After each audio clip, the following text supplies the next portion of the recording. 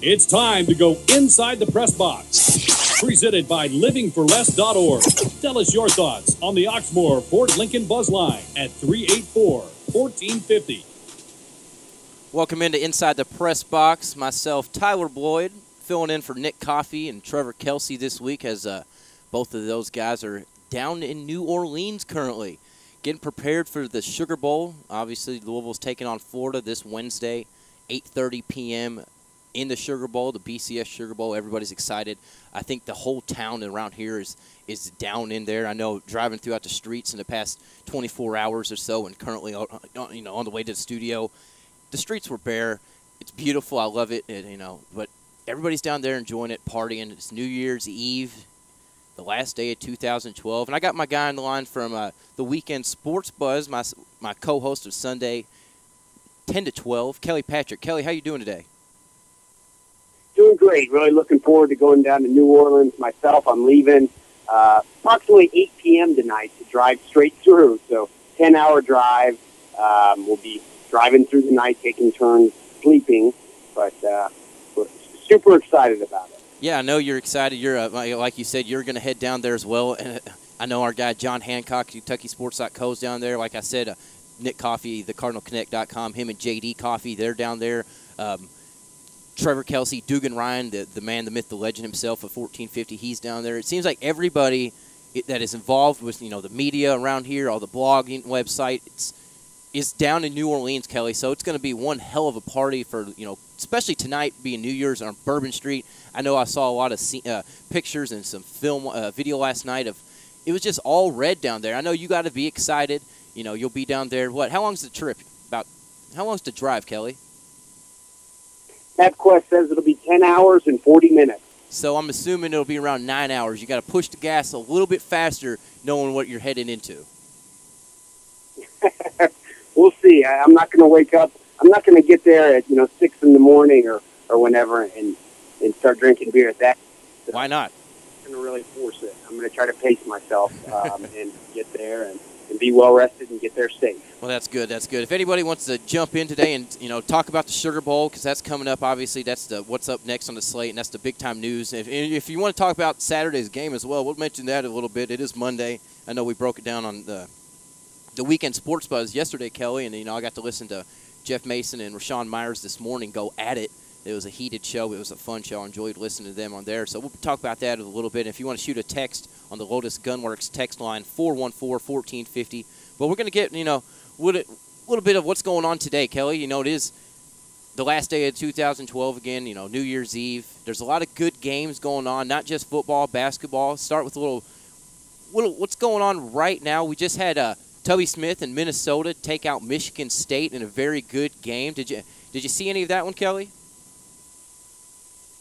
I did see just a few little clips of it. I was able to check out the box score a little bit and see that was a close one. And Tubby's finally seems to have a heck of a squad in Minnesota, doesn't he? Yeah, you're not kidding. A couple years ago he had a decent team. It kind of faded away. But this team is fun to watch. They're a talented team. They have good guard play. They have a good big guy in Bakwe. They're a force to be reckoned with. Top 10. Tubby Smith is back in the top 10. He got a good win today. Kansas State's already played. We just had Cincinnati, Kelly, a little Big East game. Cincinnati versus Pittsburgh, 70-61. Cincinnati won. Cincinnati is a good – talk about a good ball club. Cincinnati is a very talented team.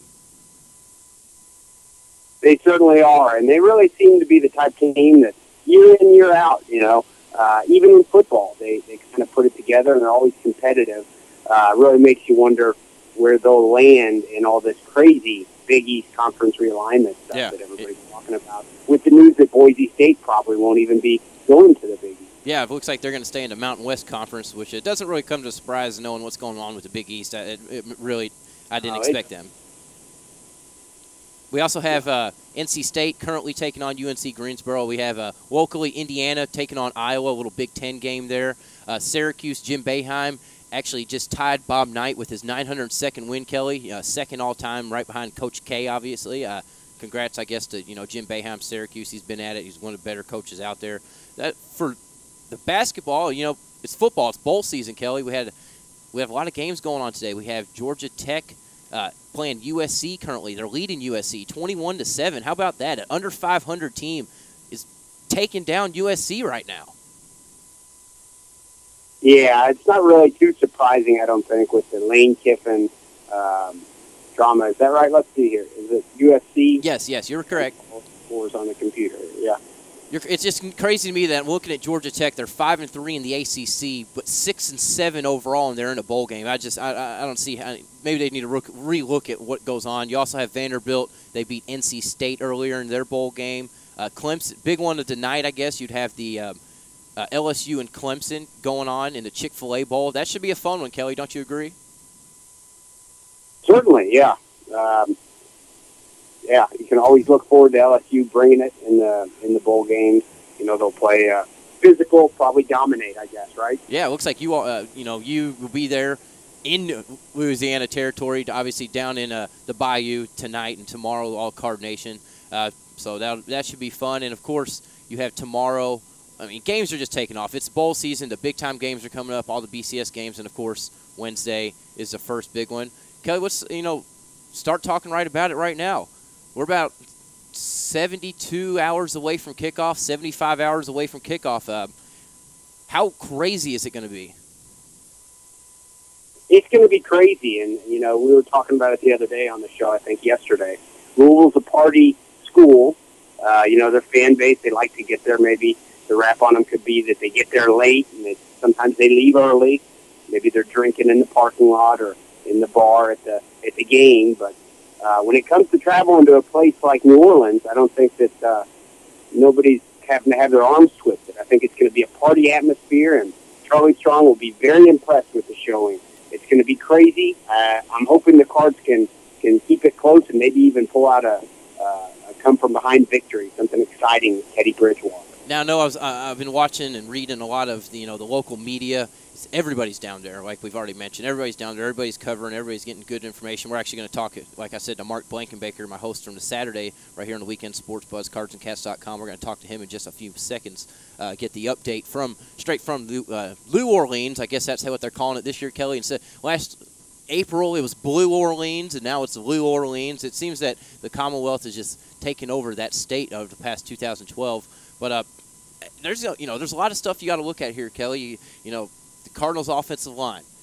Teddy Bridgewater, obviously. You have Buechele, like you mentioned yesterday. He's going to be your MVP of the game. Third downs are always a key play in bowl games. It seems to be Louisville was very successful on third downs this year. Who's going to win the turnover battle? There's a lot to do here, Kelly. Yeah, there really is. I look for it to be a game. It's maybe not as high scoring as we're expecting. I hope Louisville's defense, and I look for Louisville's defense really to show up in a way that we haven't really seen them do really visibly all year, despite the fact that they came out recently with the stats. And Louisville's defense did rank top 25 on the year in the country, which is very impressive, and honestly, it's pretty surprising. I look for Vance Bedford and, Clint Hurt. I look for the defensive staff to really put together a gem and to game plan well to shut down this pretty limited Florida offensive attack. Yeah, I mean, it is. I'm looking at the stats for both teams side by side here, and there's a difference. Louisville, you look here, total offensive game, they're 47th at 425-26 a game. But then you look at Florida, they're only at 104, 338. They're definitely a short field team. 11th overall strength of schedule for Florida, 66 versus Louisville. That could be coming into factor. Obviously, everybody already knows Louisville didn't have the toughest schedule. We're not going to get into that. When we know Florida's in the SEC, they're battle tested.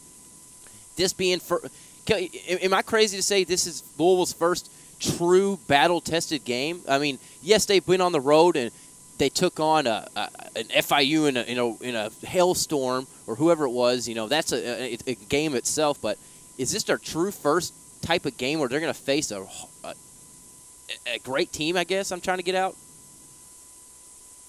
Yeah. First game against a ranked team, and it comes against the third-ranked team in the country in the battle-tested SEC or out of the battle-tested SEC. So, yeah, quite frankly, yes, it's definitely their first true test of the season. We just get to see what type of team this really is. Were they playing down to their competition when they were beating teams like, early on at FIU, they won 28-21. Yes. At Southern Miss, 21-17. I mean, they were kind of squeaking out some games that they should have won handily, and we get to see if they can play up to their level of competition now. Yeah, you also got to look at, obviously, turnover margin. You have +9 for Louisville, +17 for Florida, and, both on the positive side there, which is, who's could control the turnovers, who's going to keep the ball in their possession. Obviously, Teddy Bridgewater went from freshman Teddy Turnover, my nickname, to, Teddy doesn't turn it over. It's going to come down to who can control the ball, in my opinion. That could keep this Louisville team, well in it with a chance to win it. Kelly, I know, let's go ahead and hit this first break so we can get Mark on the line, get an update straight from New Orleans, let everybody out there listening see what's going on with the team, maybe some updates. This is Inside the Press Box with Tyler Boyd, Kelly Patrick filling in for our man Nick Coffey all week long. We'll be right back. Hey, we got a good thing. Don't know if I'ma see you again, but is that a good thing? Cause girl, I can't be your man. No man, I know it's on your brain. You probably hope it never would end. Like, is it the real thing? You're listening to Inside the Press Box.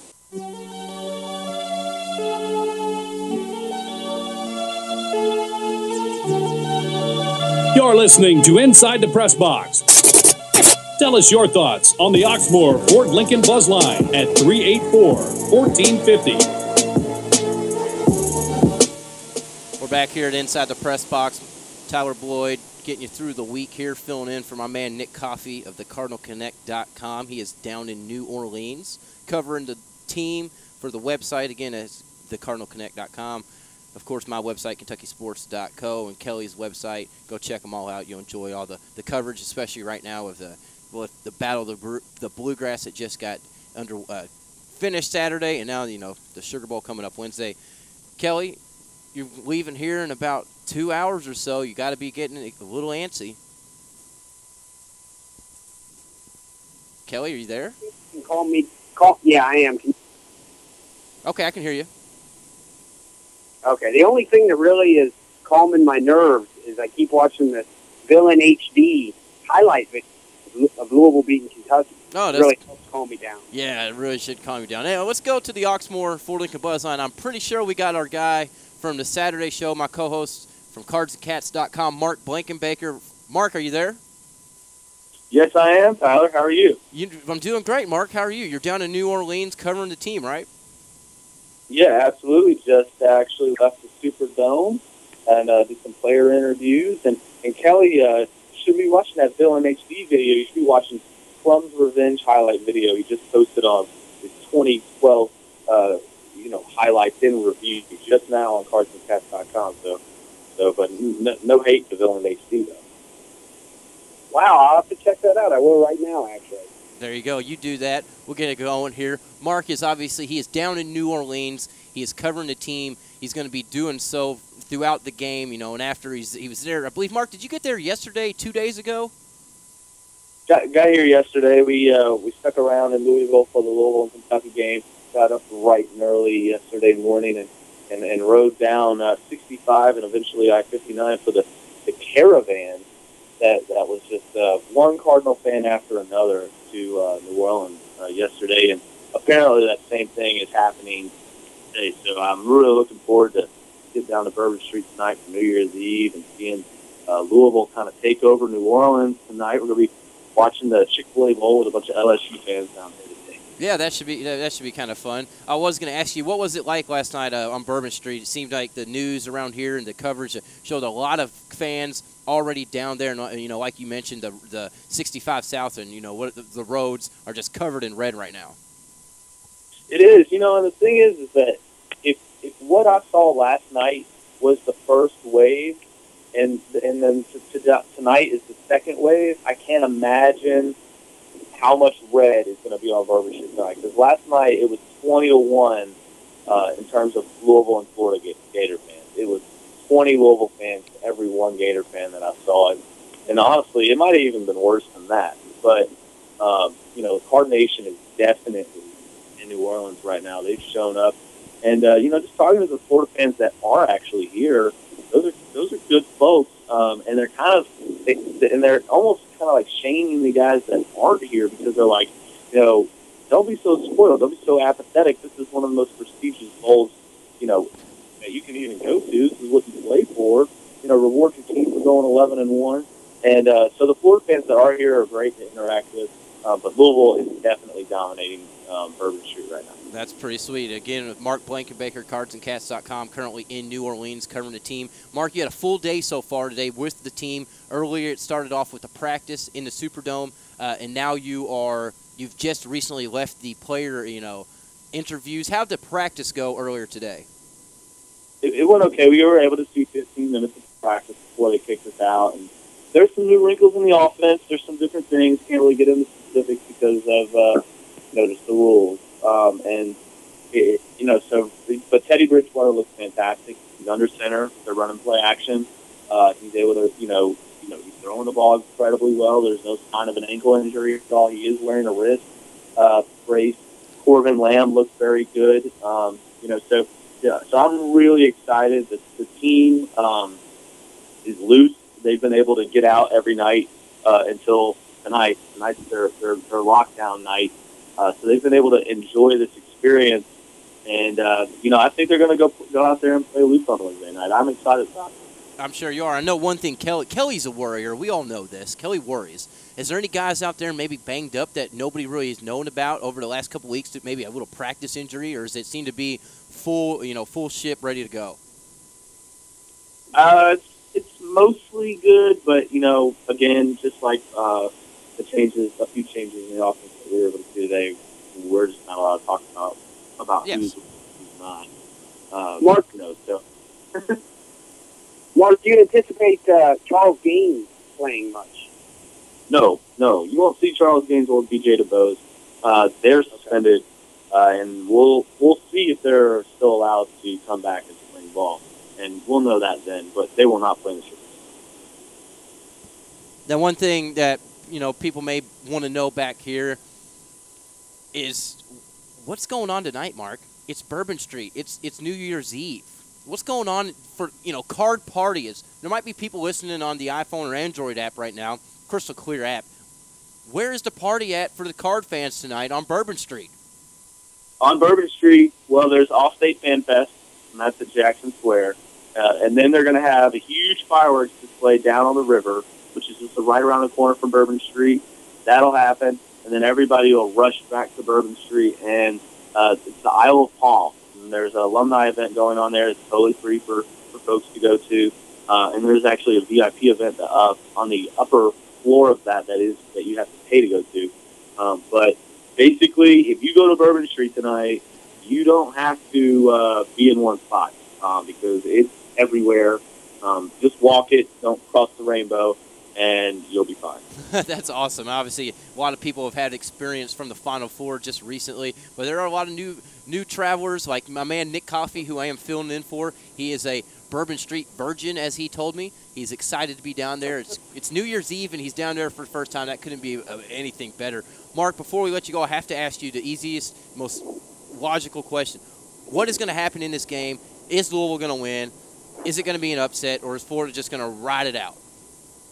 Yeah, well, we're going to hook up here with Nick here in a little bit down on Bourbon Street, probably after dinner. And as far as the game goes, I think Louisville's going to win. I mean, I look at it from an X and O's perspective, and Florida's defense is incredible.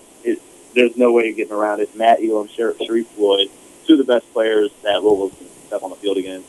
But on the same vein, I don't see Florida moving the ball against the Cards. I don't, they have Jeff Driscoll, Mike Billsley, and Jordan Reed at tight end. And those are the three main options that are run first team. Jeff Driscoll only threw 1,400 yards. Louisville struggles against the pass.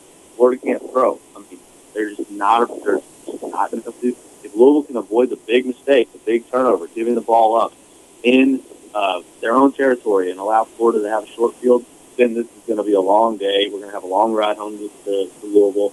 But if they don't, and that's one thing that Louisville hasn't done all year, is really given up the short field. They haven't turned the ball over very much. And I understand that that's what Florida does.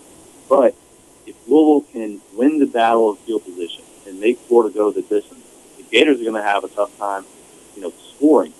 On the other flip side of that, while Florida's defense is very good, the Cards have Teddy Bridgewater. He's going to be the best quarterback that they've seen this year, and I know that they played Johnny Manziel. That was Johnny Manziel's first game in college.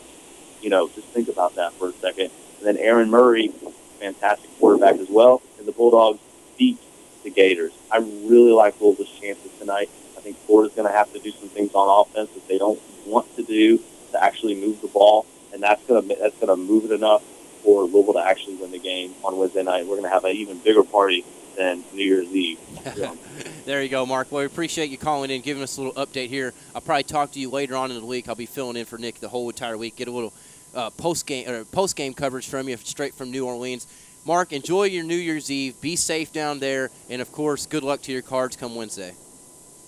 Happy New Year, guys. I'll see you later, Kelly. Yeah, I'll talk to you soon, Mark.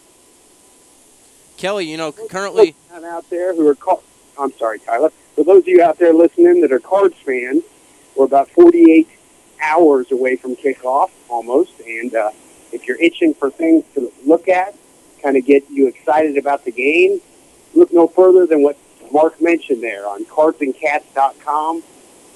Mark and Crumb's Revenge put together the highlight video to anticipate for the Sugar Bowl. So check that out. It's great. Tyler, have you seen that yet? No, I'm not going to watch that, Kelly, unfortunately. I did want to mention, Kelly, we got a caller on the buzz line before I get to – Florida's on a 22-game bowl streak right now, 22 years in a row. Wow, I did not know that. That's not number one, though, because I believe Florida State, a guy who is probably on Carolina Steve's radar, is at around 27 in a row. I can't remember the exact number. It's crazy, though, that, 22, 25 years in a row, that's just ridiculous. Any team fan base should be happy liking them as a team. Anyways, let's go back to the buzz line because I got our guy Carolina Steve on the line. Carolina, good afternoon. Oh, this is a football junkie's dream. What's that? Yesterday with the pros, today with the colleges, Vanderbilt winning their second bowl game in a row, which is a total shock. Yes. On that. And then you got the mighty Southern Cal losing to a team that doesn't even have a winning record right now, which is Georgia Tech. Yep. He was 6-7 going into this, and last I saw, they were up 21-7 in the game. Yes, they're currently leading. It's still 21-7, Carolina. Kelly, I just mentioned to you, Florida State, they have 31 consecutive bowl games. Georgia Tech is right up there, Carolina. They have 16 consecutive years with the bowl. Yes, these are all good. I just noticed something they showed yesterday. Who is the all-time winningest active football coach in college football? Kelly, you want to take a shot? All-time winningest active football coach. Give me just a minute here. That's a great question. It's going to be someone that really is a surprise. Is it? I don't know, man. Is it Beamer? Carolina. It is Frank. Leave it to Beamer for Virginia Tech with 258 victories. I got it. I nailed it. You obviously luckily he got the bowl game this last week, or beating Rutgers on a comeback victory there, Carolina. Are you back in town? Are you here to enjoy the New Year's? In town. I got back in yesterday. I did get to watch the basketball game. I really enjoyed it. It's nice to sit there and kind of be neutral and not pull for any of them, but with the Louisville being in the ACC, I did have to kind of lean towards them in the game and everything. But I was, all in all, I really enjoyed the match. That day, I watched number one Duke play. I watched Carolina play UNLV, and there's a freshman at UNLV who's just a fabulous basketball player. Anthony Bennett, yes. He may be the best freshman in the nation this year. And then I watched Kentucky was close to getting him, too. Yeah. Then I watched the Cats and the Cards, which turned out to be a great game. Both schools should be proud of their teams in that game. Louisville for the fact they played with a lot of players in foul trouble, and Kentucky with the way that they played, they were double-digit underdogs and everything, and I just found it a great game to watch and everything. And Duke, that game it was close. They came through, and I tell you what, there's one basketball player. I've looked at all the mock pro drafts. He's not projected as first or second round or either one, but I would take him in the first round, and that is Seth Curry for Duke. That man he can shoot outside, he can drive to the basket, and he has shown me quite a bit this year. And Plumlee is probably, if I had to vote for a most improved player, it'd be Plumlee, for the simple fact he can hit his free throws this year. Yeah, you know, we actually... Those Dukies are good, you're right. Caroline, I got one question before we let you go. You brought up Frank Beamer. What do you think of the comparison Louisville football program and the way that Frank Beamer was, so instrumental in building the Virginia Tech program? I think they're very comparable. If Coach Strong can stay there as long as Coach Beamer and build up the success. Of course, Coach Beamer, to me, the job he did, if you've ever been to Blacksburg, Virginia, it's like being in the middle of nowhere next to nothing. And for him to build the team, but he did it with players from in-state. He has a lot of players from the Tidewater, Virginia area, and he has done a real good job. I've always liked him. I like his special teams. And tonight, the game I tell y'all to watch the Tigers versus the Tigers, LSU and Clemson. If Clemson's offense is on, it's going to be a track meet out there. They got some good players and everything, and I'll be talking to y'all more about the games coming up later in the week. And it's good to hear you back and be back here. I did listen to y'all a little bit on my app on my iPhone. Good. But, it does come, people. It does come in loud and clear, even in the mountains of West Virginia. Thanks, Carolina. Carolina's always calling in with some good information there, Kelly. We are going right back to the Oxmoor Ford Lincoln Buzzline right now because we got my guy from the morning show, Mason and Myers in the morning, one guy that Card Nation has just fell in love with over the last year and a half, Rashawn Myers. Rashawn, what's going on, man? Hey, Tyler, how you doing this morning? Or afternoon now. So hey. I'm just saying morning time. Hey, we're all used to doing a morning thing. I'm filling in for Nick right here in the afternoon. It's different. Same with Kelly. We're doing good. I know Kelly is actually anticipating heading down to New Orleans in just an hour or so. He's excited about that. I know you're excited for the game. I listened to your show this morning. It was a fun show. You had a lot of participation from Card Nation. What do you think? Well, I mean, what's going to happen in this game, Rashawn? I know you think the Cards are probably going to win. Yeah, it was unbelievable this morning. Just the response to Twitter was up and just going crazy. I had over 100 Twitter responses to this morning's show, so definitely I think everybody's excited about the Dream game and the upcoming football game. But I tell you what, I really think that there's going to be some opportunity there. I can't say that I believe that Louisville's going to win this game, but I think they are going to compete. I think they'll have a chance to win, and if it's close in the fourth quarter, I'm going to take the team with the best quarterback. Of course, that's Teddy Bridgewater. I like Jeff Driscoll. I think he had a good year. But Teddy Bridgewater, to me, is one of the top 2 or 3 quarterbacks in the country. I think that Matt Elam, the starting safety for Florida, came out and said he felt that Teddy Bridgewater is the best quarterback that they're going to see all year long, and that's including Johnny Manziel, the young man that just won the Heisman. So I think that's high praise coming from Florida guys. Oh, yeah, it really is. One thing I think Kelly mentioned yesterday on our weekend Sports Buzz show was that Charlie Strong is very familiar, obviously, with Florida. Not necessarily him coaching there and assistant coaching for years, but most of these guys that are juniors and seniors they recruited. Kelly, is that what you mentioned to me yesterday? Yeah, he was around. In football they have a lot of guys stay around the program for at least 4 years, some of them 5 years, and this is Charlie Strong's third year here. So yeah, he's familiar with a lot of these guys. Have you heard anything specifically about that, Rashawn?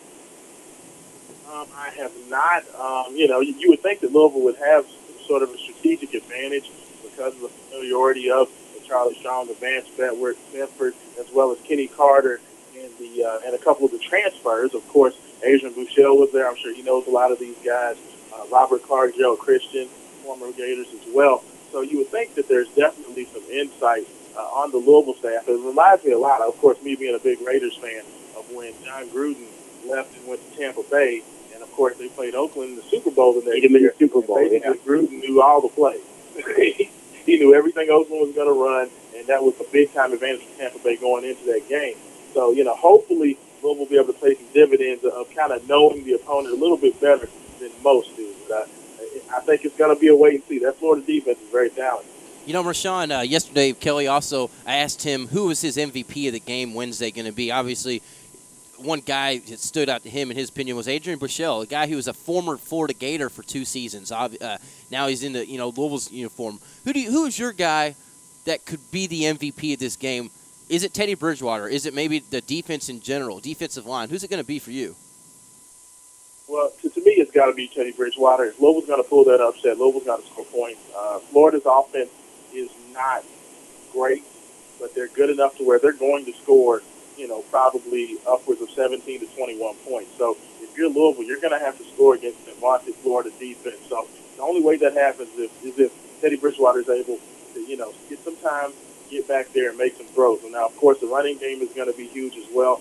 Corbin Lamb, as well as Jeremy Wright's going to have to get it going. But I think at the end of the day, it's going to be on the shoulders of number 5. He's the reason that Louisville's in this position, and he's got to be the guy to take it home for Louisville. Hey, I think you make some good points there. Rashawn, we're up against this break. I got to say something to you before we let you go. Obviously, I was listening to your show this morning about the Battle of the Bluegrass. You said Kentucky played the game of their lives. Come on, Rashawn. The game of their lives, they missed 30,000 free throws. May's pointers never showed up. Come on, Rashawn.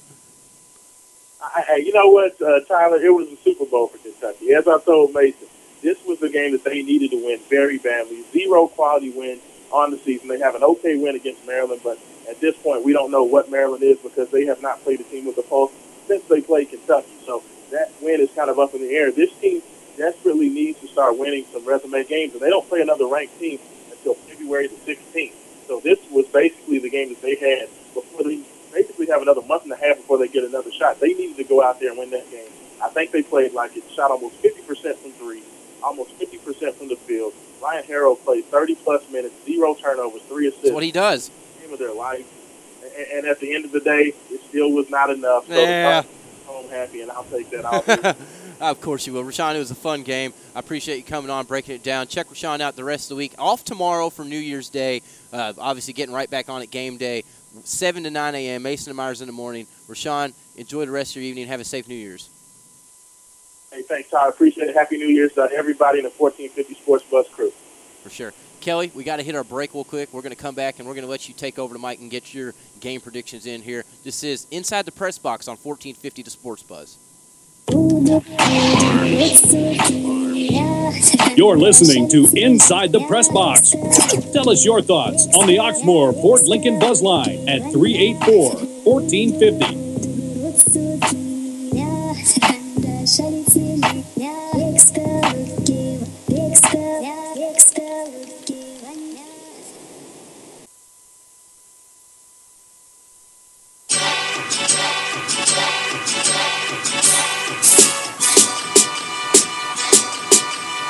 You're listening to Inside the Press Box. Tell us your thoughts on the Oxmoor Ford Lincoln Buzz Line at 384-1450. We're back here at Inside the Press Box. I'm Tyler Boyd. I got Kelly Patrick. We're both filling in today for my man Nick Coffey and Trevor Kelsey as they are in New Orleans preparing for the Sugar Bowl. I'll be here actually all week from 5 to 6 p.m. So be sure to check us out, and of course all the other the full lineup on 1450 AM. You can get on the website 1450tosportsbuzz.com and check it out. You enjoy all the local programming we have here, and of course we're always brought to you by livingforless.org. Get on livingforless.org. They have great deals on there. $40 values for just $15, for an example, to places like Goose Creek Diner, Boombaw's Pizza Bistro 42 out in Prospect, which we've done multiple remotes from. It's a beautiful place. It's fun atmosphere. Angio's, a lot of different places on there. Golf certificates you could get for down the road events. Maybe they have some even better deals going on through the winter. So check it out, livingforless.org. And if you want to get in here, the final 10, 12 minutes we have going on, the Oxmoor Ford Lincoln Buzz on 384-1450 and the Lotus Gunworks text line 414-1450. Shoot us a text. We'll read it right here over the air. Kelly, got a few minutes left here in the show.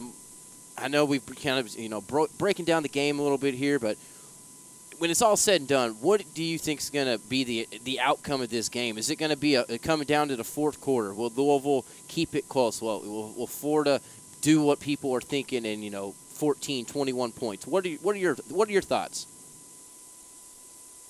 I said it yesterday on the show, and I guess I got to stick with my prediction as lack of exciting as it is. 24-17, I am picking the Cards to lose, unfortunately. But I do think that this game represents a lot more than just whether or not the Cards win or lose the game.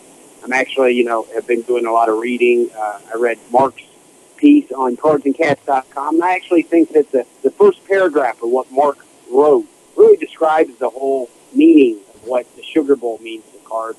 And if it's all right, I was just going to read that real quick here. Because the Sugar Bowl, as someone who has followed Louisville football since the beginning of my conscious life, the gravity of a bowl game like the Sugar Bowl is not lost on me. I attended games at Old Cardinal Stadium where announced attendance had to have been a significant fraction of the actual total. Before Howard Schnellenberger arrived, there was realistic discussion about disbanding the football program, and tickets could be picked up at gas stations around town for the low price of free. Now the Cards are an incoming member of the ACC and have Fiesta and Orange Bowl wins to their credit.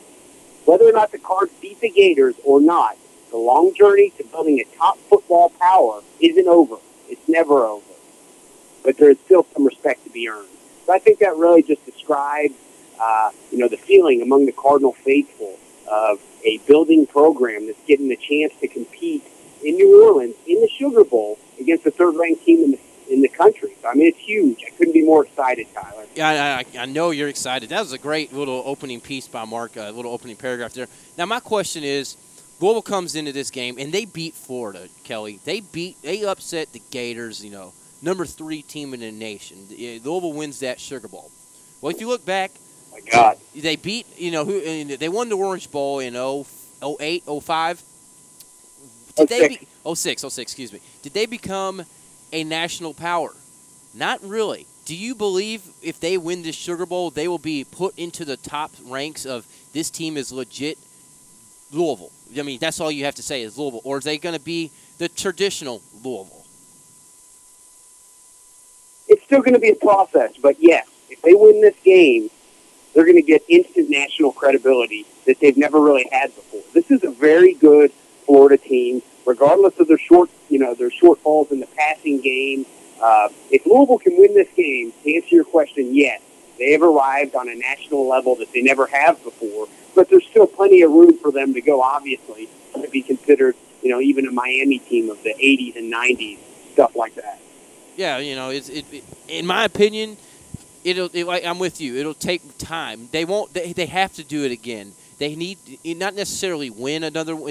If they can get to this Sugar Bowl, which they're obviously in, and say next year they go back to a BCS game, even if it's not the national championship, and then or 2 years, I think they need to do it again to really establish the Louisville brand. Oh, I agree with you. It's a continual work in progress. This year could be described as, even a stepping stone in the right direction, being that they did a couple unprecedented things in keeping Charlie strong and being included in or chosen to go into the ACC over other programs that historically would get the nod hands down over them. So this is part of a process, and the Louisville fan base is so excited right now. It's just a really exciting time to be a Cards fan. I can't really describe it much better than that. This is the biggest game in Louisville football history, yes or no? Wow. Yes. Yes. Loaded question, right? Yeah, I mean, every game you can make an argument is, but yeah, if they lose, it's okay, and you can. And I know that this isn't necessarily maybe what some Kentucky fans want to hear, but if the Cards lose, you can still. I mean, they still have the upward momentum going, and they can continue to build next year. Hopefully, being in the ACC next year, and continue to make good bowls. And they don't necessarily have to beat the number 3 team in the country on a neutral field to take the next step. But if they could, man, wow. I'm looking at it because around here would be just ridiculous. This is definitely the biggest bowl game in Louisville history. If you look, I would say the top 3 or 4 bowl games would have to be obviously the 2006-07 Orange Bowl where Louisville beat Wake Forest, 1990 or whatever 1991 Fiesta Bowl, Louisville beat Bama. You'd have to look back probably just a few years ago. Not a big game, but when they beat Boise State, and I believe it was the Liberty Bowl, Kelly. I think some of those are big wins. In hindsight, I mean, it's tough to really say what the biggest wins are. They lost to Rutgers. In hindsight, had they won that, they realistically could have been playing for a national championship, which really sounds ridiculous. It's true. So, I mean, that you could say, the fact that they lost that game, could go down as one of the biggest. I know it was a loss, but one of the biggest games ever. Yeah, I mean, that would be absolutely crazy. And, of course, we are talking Louisville Sugar Bowl versus Florida Wednesday night, 8:30 p.m. Louisville Card Nation has literally turned Bourbon Street, New Orleans, into Lou Orleans. I believe I was listening to one of the news channels interviewed President Ramsey earlier in the day, Kelly, and he couldn't be more excited, obviously, for the team in general. But he was talking to they sold around 15,000 tickets. That's almost allotment. He's expecting, as I guess most of us are expecting, around 20,000 plus Louisville fans traveling down there. It is going to be a huge atmosphere. It's a party event. This couldn't be. Could you ask for a better time for Louisville to go to a bowl game, Kelly? You are New Year's Eve. You're a party school fan base, and it's on Bourbon Street. I really don't think I could, unless they were somehow playing, for maybe the national championship. Yeah, obviously. No, I agree with you completely. This is perfect, right up the alley of the Cardinal fan base. Even the responsible ones out there, like our man, the featured columnist for Bleacher Report, John Hancock. He'll be, drinking his water and Gatorade and handling himself responsibly. But I'm sure he's just as excited as. Absolutely, a perfect mixture of excitement and the right place for it to happen. I expect it to be dominant Louisville inside the arena. It's obviously going to be a packed house. There'll be a lot of neutral fans. I think those neutral fans may be pulling for your cards. Maybe they just want to see that SEC team go down. They want to see the upset type of game. Kelly, I'm looking at the weather.com here forecast for the game on Wednesday. I'm trying to get pulled up. Obviously, it's a Superdome. It doesn't really matter. But, it's showing showers most of the day. But who cares, because you're playing inside. It's going to be loud. It's going to be a lot of drunk people because it's an 8:30 kickoff. You might be one of those included. And it's going to be nuts. I know if there's one guy inside of the Superdome it's going to be the happiest when he walks in, it's Charlie Strong. Because remember back last year in the Final Four, he was mad because only junior reporters were at the one of his practices, his spring practice, due to the Final Four. Well, now it's going to be everybody in the town down there.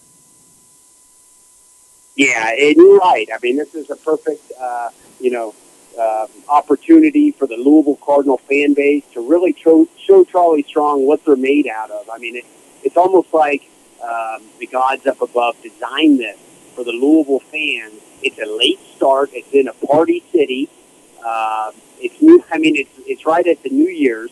I mean, it really couldn't get to be much better of an opportunity. And, I'm getting ready to find out it's a 10-hour and 40-minute drive.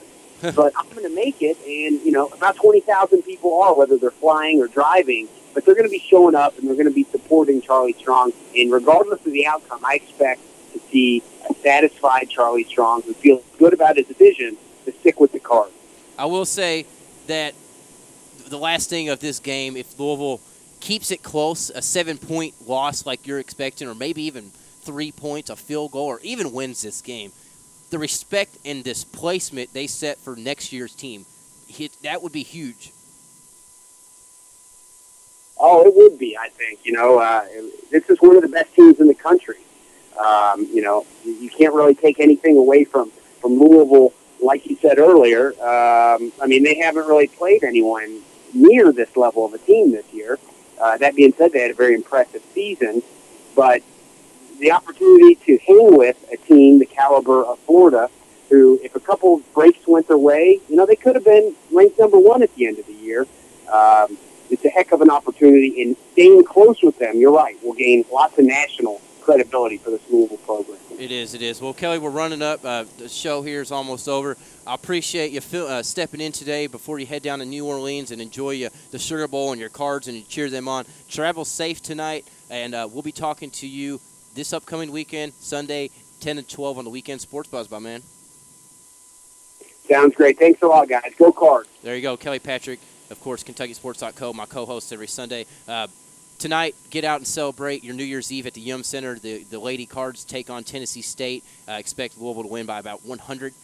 If you want to get out and enjoy that, there's a good place to do. If not, everybody be safe tonight on the roads. Don't drink and drive. And, of course, we'll be back tomorrow, Wednesday morning, Mason and Myers in the morning. I'll be back here on Inside the Press Box, 5 to 6 p.m. Check out our website, KentuckySports.co. Check out 1450tosportsbuzz.com. And, of course, everybody have a good evening. This is Inside the Press Box.